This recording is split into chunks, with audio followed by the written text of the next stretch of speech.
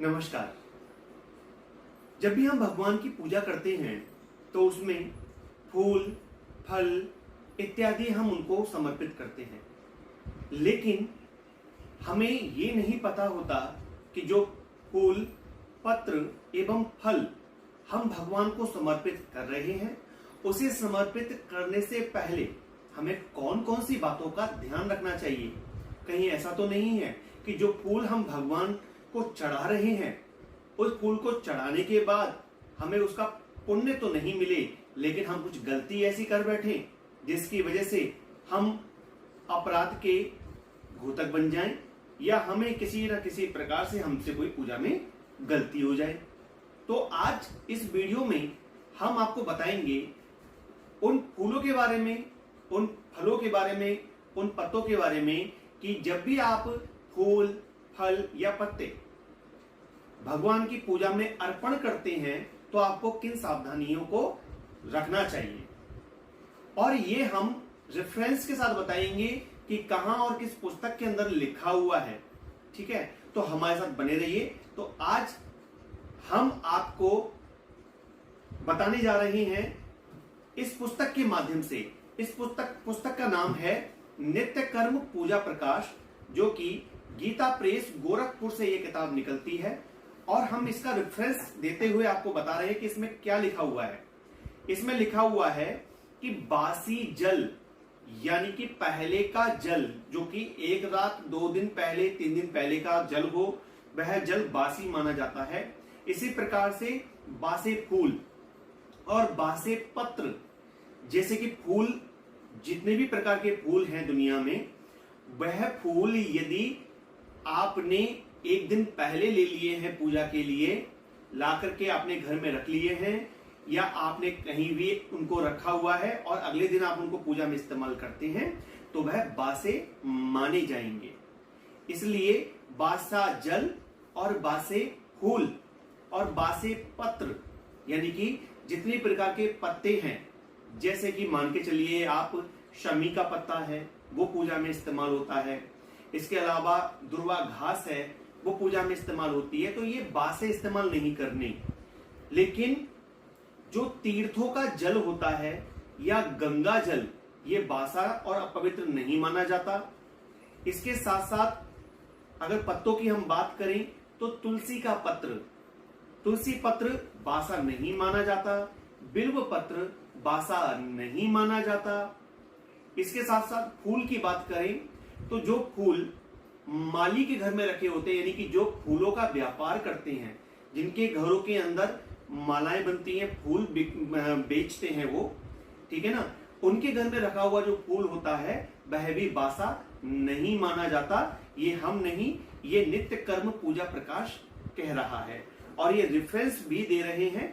ये कह रहे हैं कि माली के घर में रखे हुए फूलों में बासी दोष नहीं आता, और इन्होंने जो इस बात में रेफरेंस दिया है वह आचार्य रेंद्रू का दिया है पुस्तक का, और पृष्ठ संख्या 163 पर ये लिखा हुआ है।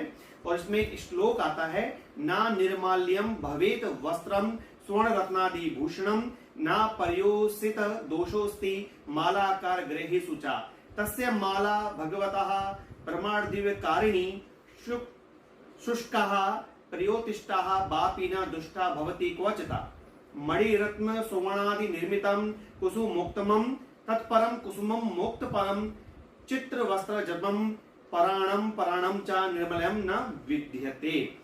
यानी कि इन्होंने कहा है कि दोना नाम का एक पुष्प, दोना नाम का एक पत्र होता है जो तुलसी के भांति ही इसका पत्ता होता है, वह भगवान विष्णु को प्रिय है। और स्कंद पुराण में आया है कि दोना की जो माला बनती है, अगर वह सूख जाती है तो भगवान विष्णु उसको स्वीकार कर लेते हैं सूखने के बाद भी।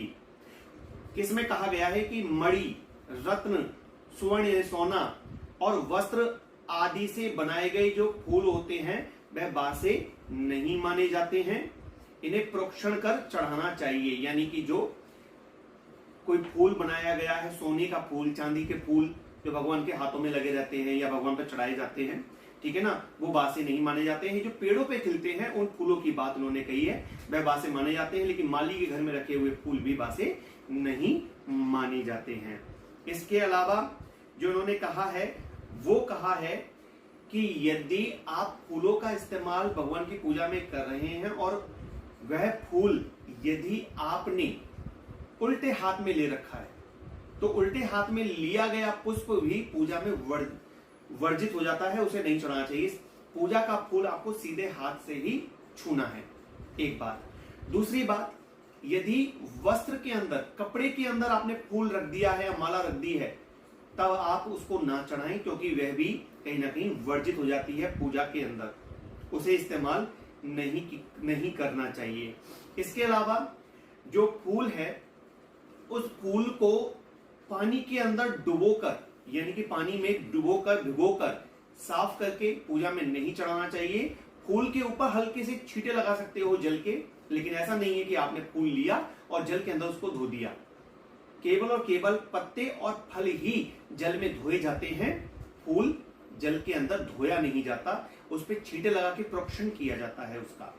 तो ये बहुत ही आवश्यक जानकारी है। बहुत सारे मित्रों को, भक्तों को ये नहीं पता होता और वे भगवान की पूजा में या तो फूलों को धो देते हैं।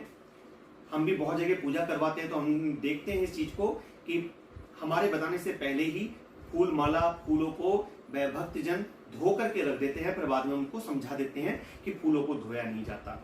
और बहुत से लोग क्या करते हैं, कपड़े के अंदर लपेट करके रख देते हैं फूलों को या माला को कि सूख ना जाए, लेकिन वो भी गलत है। इसलिए जब भी फूल आप तोड़ें, पेड़ से लें, तो उस फूल को किसी बर्तन के अंदर या किसी टोकरी के अंदर आप उसको रखें, वस्त्र के अंदर, कपड़े के अंदर ना रखें। तो ये वीडियो आपको कैसा लगा कमेंट के माध्यम से बताइएगा, और ऐसी ही जानकारियां हम आपको देते रहते हैं, इसलिए हमारे चैनल को सब्सक्राइब कर लीजिएगा, वीडियो को लाइक कर दीजिएगा। मिलते हैं एक नई नवीन जानकारी के साथ, तब तक के लिए विदा लेते हैं। नमस्कार।